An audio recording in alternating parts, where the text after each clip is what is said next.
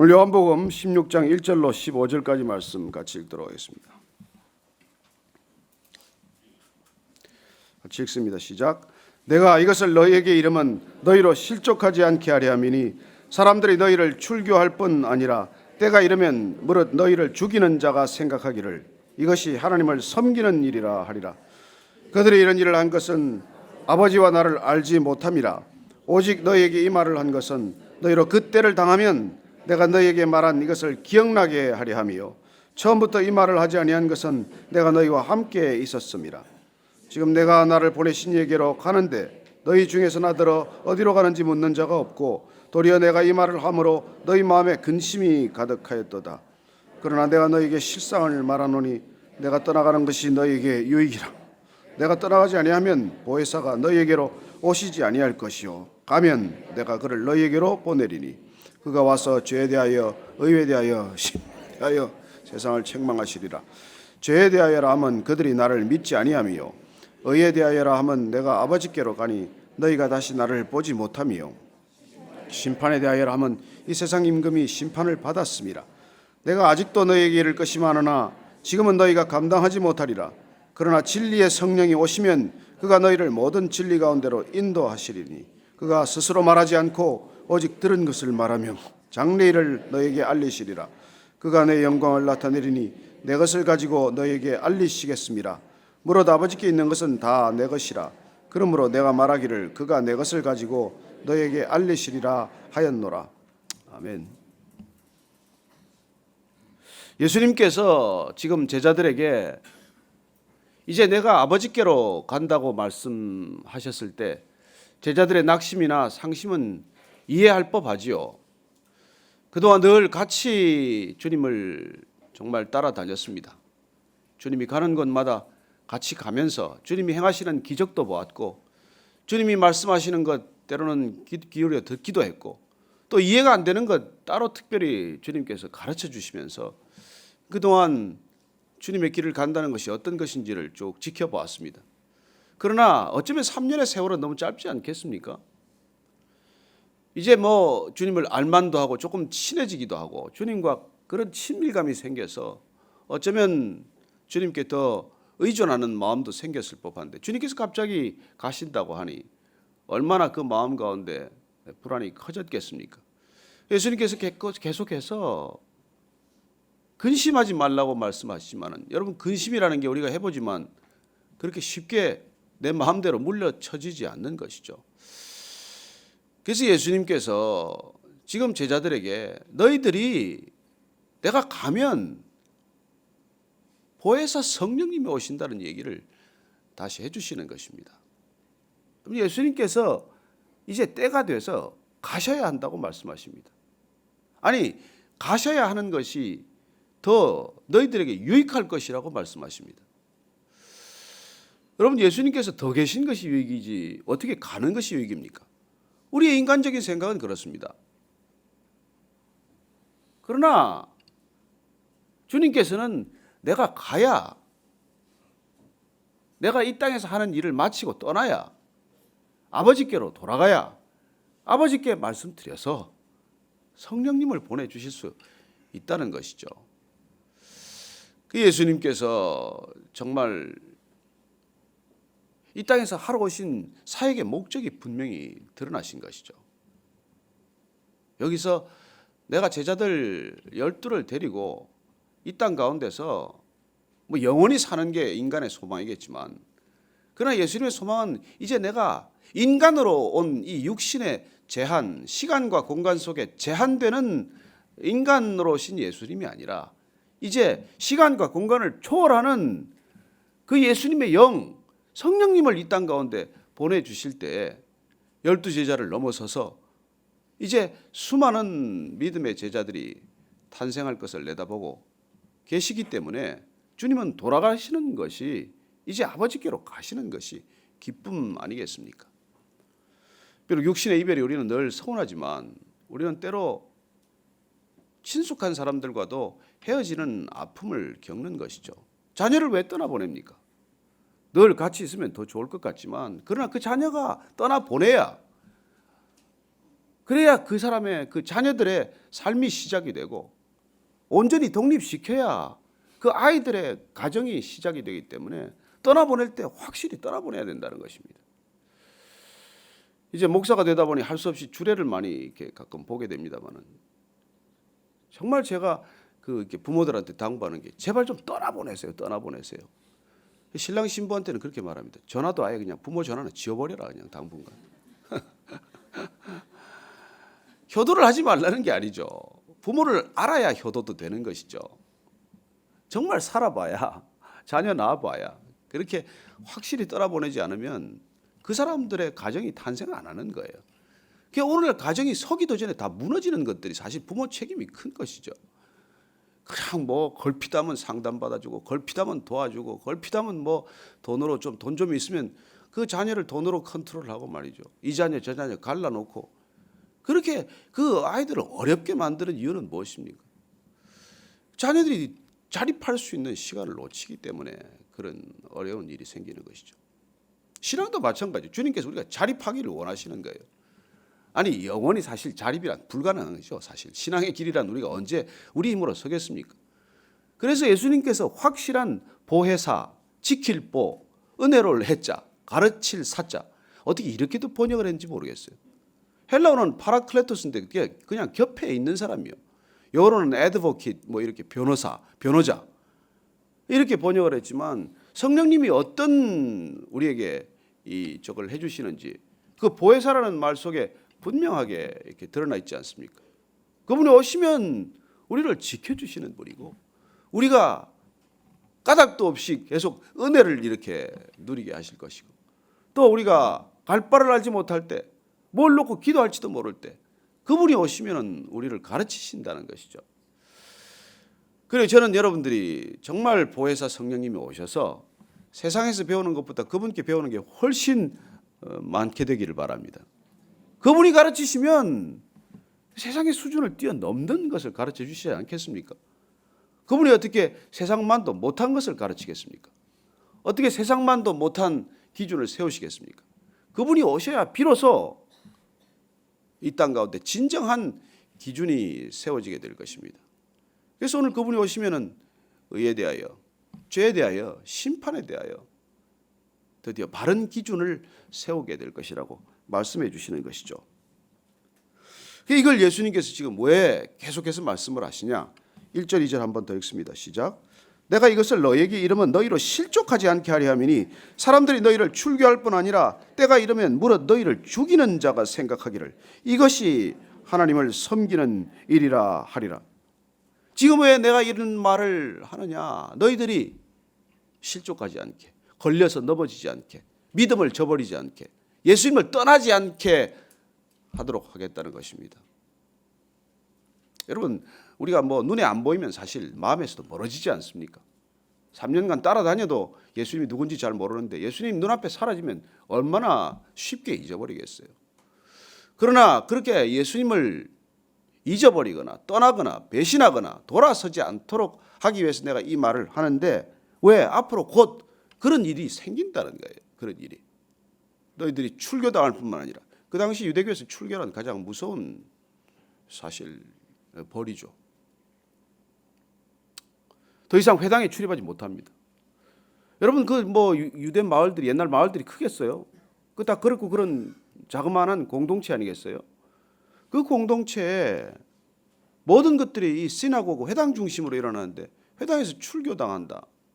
더 이상 성전 출입을 못한다. 그런 조치가 내려지면 사실 지금의 사형 선고보다도 더 끔찍한 형벌로 받아들인 것이죠. 심지어 그 당시 거의 2m 이내 접근이 금지되는 정도로 그렇게 출교당한다는 게 엄격한 어떤 그런 조치가 되는 것입니다. 그리고 그렇게 출교당한 사람이 죽으면 죽은 시신에다가 돌을 던졌어요. 그러니 그 출교라는 조치가 얼마나 두렵고 받아들이기 어려운 것이겠습니까?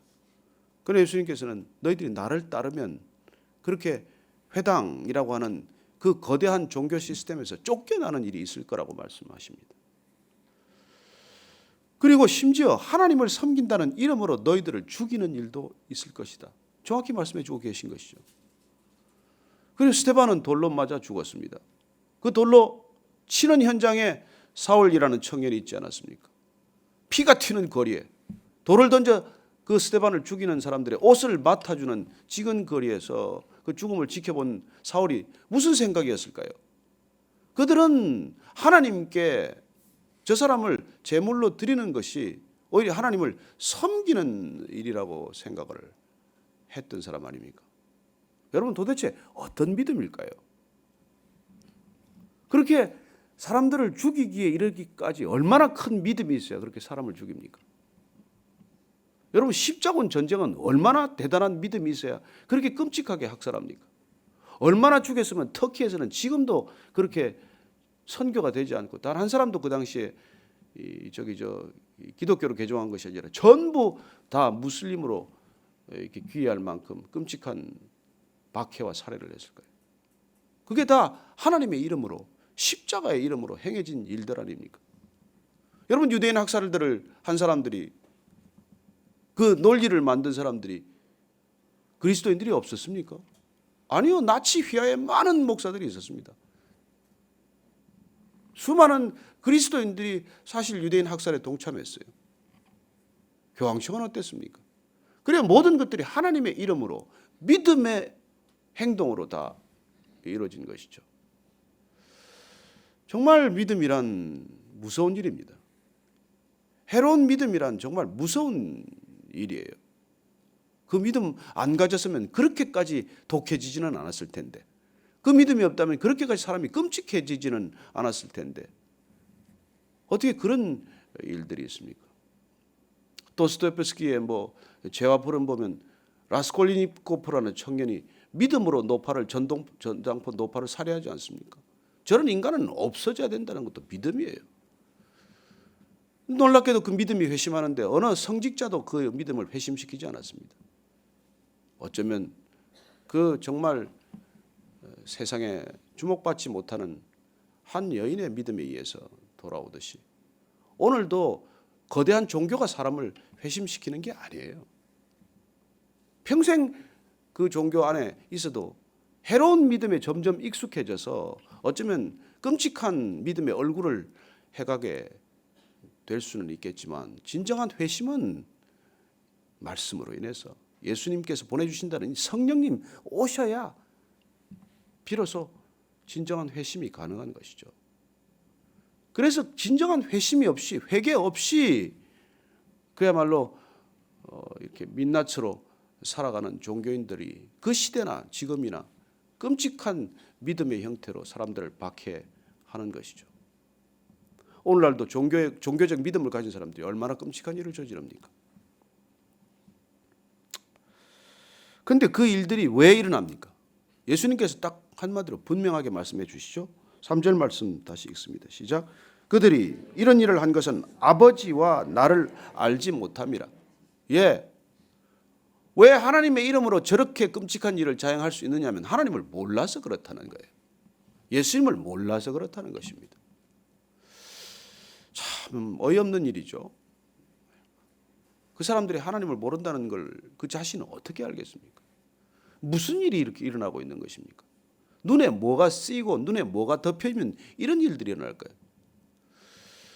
저는 진짜 이런 말씀들을 계속 묵상하다가 사탄의 전공 과목이 종교구나. 여러분 사탄이 안 믿는 사람들은 그게 다가갈 필요도 없어요. 그렇잖아요. 그 불신이란 그건 내 편이라는 뜻이에요. 사탄으로서는. 그런데 어떤 형태의 믿음이라도 믿음을 갖기 시작하면 그 믿음에 사탄은 본격적으로 작업을 시작해야 한다는 것입니다. 그 믿음만 돌려놓으면 어쩌면 그냥 평범한 불신자들보다 훨씬 사탄이 부리게 그렇게 유익한 자기들로 형제들, 자매들이 되겠죠. 그래서 믿음을 어떻게든지 그렇게 방향을 바꾸어 놓는 것, 그게 이 땅 가운데 사탄이 하는 놀라운 일이라는 것이죠. C.S. 루이스가 쓴 그 소설 뭡니까? 그 책 뭡니까? 스크루테이프의 편지. 그거 한번 여러분들 그게 시간 나면 한번 읽어보십시오. 걔들이 무슨 전략 회의를 하고 있든지, 어떻게 이 믿음을 흐트러 놓기 위해서, 믿는다는 사람들의 믿음을 얼마나 무너뜨리기 위해서 정교하고도 치밀하고도 논리적인 접근을 하고 있는지 모릅니다. 그래서 오늘 예수님께서 너희에게 이 말을 하는 것은 그때를 당하면 그때는 지금도 계속되고 있습니다. 내가 너희에게 말한 이것을 기억나게 하려 하며 처음부터 이 말을 하지 아니한 것은 내가 너희와 함께 있었습니다. 예수님께서 때가 되면 다 말씀해 주신다는 것입니다. 저는 처음에는 말씀하지 않았지만 지금 때가 이르렀기 때문에 이 말씀을 다 해주는 것이죠. 그래서 여러분들 성경 자꾸 읽으십시오. 읽으면 때가 되면 자꾸 말씀이 들려요. 때가 되면 전에 몰랐던 말씀, 전에 있었지만은 스쳐 지나간 말씀, 아니 언제 이런 말씀이 있었나는 말씀이 자꾸 들릴 거예요. 그래야 하나님께서 정확히 우리가 믿음으로 갈 수 있는 때를 보고 계시고 받아들일 수 있는 때를 알고 계시고 우리에게 최상의 때를 택하셔서 말씀하신다는 것입니다. 지금 때가 이르렀기 때문에 말씀해 주고 계신 것이죠. 그래서 여러분 말씀이 안 들려도 너무 걱정하지 마십시오. 내가 아직 때가 안 됐나 보다. 저 사람한테는 때가 됐으니까 그런 말씀을 하셨고 나는 아직 때가 이르지 않았기 때문에 아직 말씀이 안 들리는구나. 그냥 기다리면 됩니다. 저 사람은 들리는데 왜 나는 안 들리나? 그게 그렇게 너무 그 사람하고 왜 자꾸 비교하세요? 그 사람은 그때고 지금 저는 나 때인데. 여러분 때는 하나님이 결정하세요. 그래서 너무 여러분들 그렇게 다른 사람과 늘 이 신앙은 비교하다가 실족하는 것입니다. 비교할 거 없어요. 비교할 거 없습니다. 그래서 지금 예수님께서 이제 드디어 실상을 말해 주시는데 7절 말씀입니다. 시작. 그러나 내가 너에게 실상을 말하노니 내가 떠나가는 것이 너에게 유익이라. 내가 떠나가지 아니하면 보혜사가 너에게로 오시지 아니할 것이요 가면 내가 그를 너에게로 보내리니 그가 와서 뭐 하십니까? 죄에 대하여 의에 대하여 심판에 대하여 세상을 책망하시리라. 보혜사 성령님이 오셔야 비로소 우리는 죄가 무엇인지 의가 무엇인지 심판이 어떨 것인지를 확연히 알게 된다는 것입니다. 여러분 우리가 가지고 있는 죄에 대한 관념, 의에 대한 관념, 심판에 대한 관념은 지극히 다원주의적이고 지극히 개인적이고 지극히 문화적이에요. 그래서 우리는 너무나 다 그 시대와 상황에 맞는 죄의 개념, 의의 개념 가지고 있는 것입니다.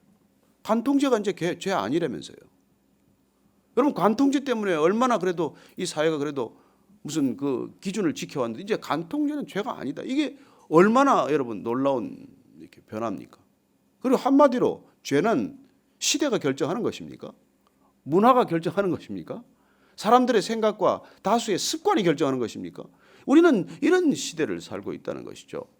그러나 성령이 오시면 비로소 우리는 진정한 기준, 영원한 기준, 변함없는 기준을 갖게 될 것입니다. 자, 죄는 무엇입니까? 죄에 대하여라 하면 그들이 나를 믿지 아니하며. 여러분 죄는 불신이에요. 죄는 예수님 거부하는 것입니다. 죄는 하나님 없다고 버티는 것입니다. 그게 죄라는 거예요.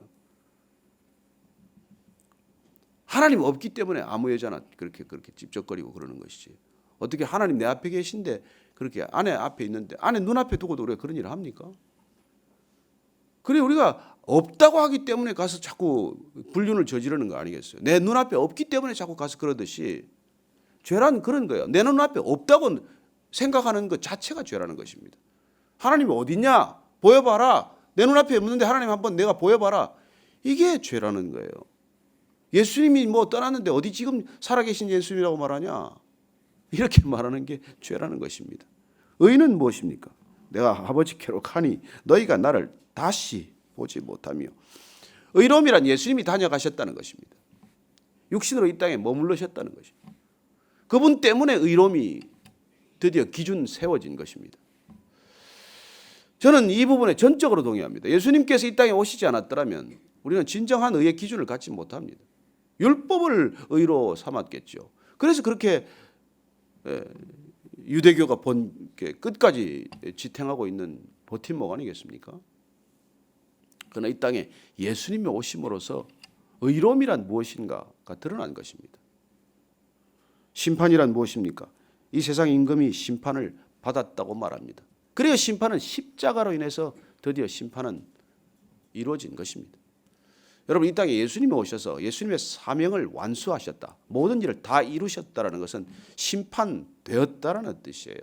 우리는 심판받은 세상에 살고 있습니다. 사실 마지막 날 다시 우리를 그 자리에 이렇게 하시겠지만, 그러나 중요한 것은 예수님이 오심으로, 십자가가 세워짐으로 심판은 이루어졌다는 것입니다. 구원은 곧 심판이에요. 구원을 거절함으로써, 예수님께서 끝까지 구원을 초청하셨음에도 불구하고 거절함으로써 심판은 지금도 진행되고 있는 일이죠. 내가 아직도 너희에게 이를 것이 많으나 지금은 너희가 감당치 못하리라. 그러나 성령이 오시면, 진리의 성령이 오시면 그가 너희를 모든 진리 가운데로 인도하시리니 그가 스스로 말하지 않고 오직 들은 것을 말하며 장래일을 너희에게 알리시리라. 여러분, 예수님께서 이 땅에 오셔서 하나님을 드러내셨습니다. 예수님께서 보혜사 성령을 보내주겠다고 하시면 그분은 예수님께서 보내주셨기 때문에 누구를 증거하겠습니까? 오직 예수님을 증거할 것입니다. 오직 진리를 증거하게 될 것입니다. 그래서 성령이 오시면 우리에게는 많은 영적 은사가 나타날 것입니다. 방언하고 예언하고 치유의 은사나 그런 많은 은사들, 구제나 권면이나 가르침이나 이런 은사들이 나타나겠지만, 그러나 여러분, 우리가 오해해서는 안 되는 것은 예수님께서 우리에게 보내주신, 약속하신 이 성령님은 인격적인 성령님이라고 하시는 것입니다. 그분은 내가 마음대로 부려서 쓸 수 있는 무슨 호리병 속의 지니와 같은 존재가 아니라, 그분은 나를 다스리고 나를 통치하시고 나를 진리의 길로 인도하시기 위해서 오시는, 그분은 인격적인 분이라는 것을 우리가 놓쳐서는 안 된다는 것입니다. 그래서 나는 능력은 나타나는데 아무 성품의 변화가 없다. 아니에요. 인격적인 성령님이시기 때문에 그분은 우리에게 능력도 주시지만은 그보다 더 중요한 것은 우리를 진리 가운데로 인도하셔서 진리의 사람으로 빚으셔서 성품이 변하고 사람의 본질이 변하는 것을 경험한다는 것입니다. 그게 진정한 성령님의 목적이라고 하는 것이죠. 그래서 그가 내 영광을 나타내리니 내 것을 가지고 너희에게 알리시겠습니다. 15절 말씀 읽습니다. 시작. 무릇 아버지께 있는 것은 다 내 것이라. 그러므로 내가 말하기를 그가 내 것을 가지고 너희에게 알리시리라 하였노라. 성령님 오시면 예수님의 것을 다 알려주신다고 말씀하십니다. 예수님은 떠나시지만 그러나 제자들에게 분명하게 지금 말씀해주고 계십니다. 진리의 영이 오시면, 그분이 너희와 동행하면 그분이 나의 모든 것을 너희에게 다시 기억나게 할 것이고 알게 할 것이고, 그리고 그렇게 변화되도록 하시겠다는 것입니다.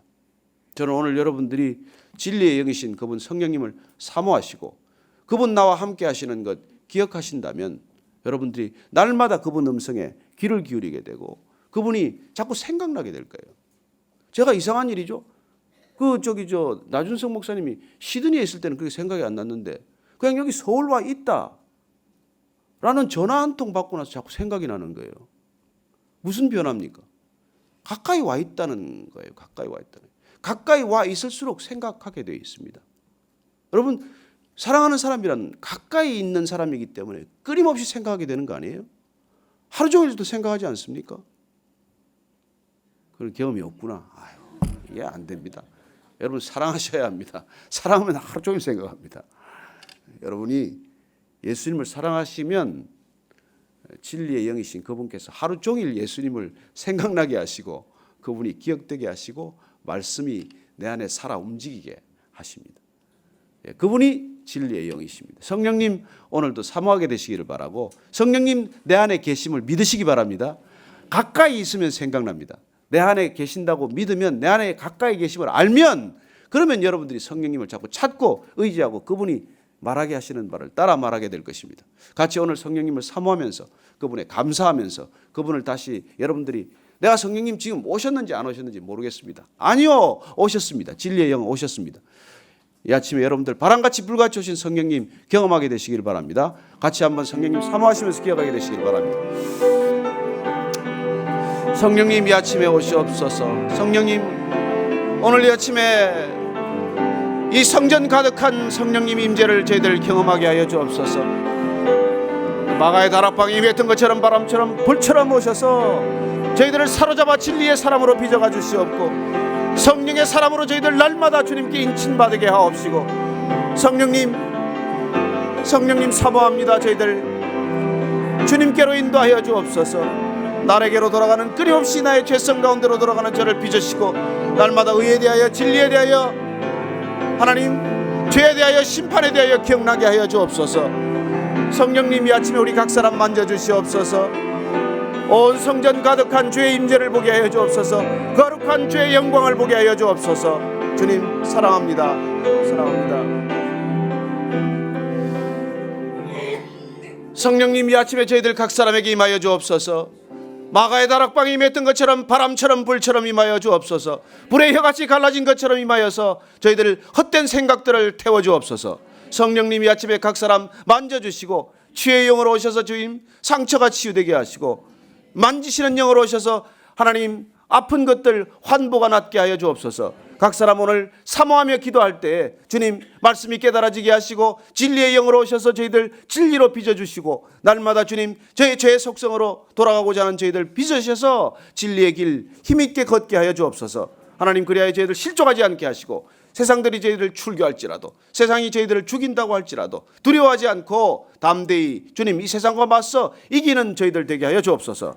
이제는 십자가에서 우리에게 모든 것 다 쏟아부어 주시고, 마지막 진리의 영이신 성령님을 보내주시도록 약속하신 그 약속 지키신 우리 구주 예수 그리스도의 은혜와 우리가 성령의 능력을 따라 영원한 거처로 옮겨지도록 우리를 인도해 주시는, 맞아주시는 하나님 아버지의 크신 사랑과 날마다 죄에 대하여, 의에 대하여, 심판에 대하여 혼돈하는 저희들을 분명한 기준 가운데로 인도하시는 성령님의 바르게 하심과 경책하심이, 이 아침에 주님께서 다시 한번 우리를 부르셔서 정말 세상 가운데로 파송할 때 홀로 가지 않게 하시고, 세상 끝날까지 내가 너희와 함께 하리라고 한 약속대로 성령님과 함께 하도록 하신 그 성령님 의지하며 세상 가운데로 다시 떠나기를 결단한 이 자리에 고개 숙인 모든 믿음의 사람, 성령의 사람들 위해 지금부터 영원까지 함께 하시기를 간절히 축원하옵나이다.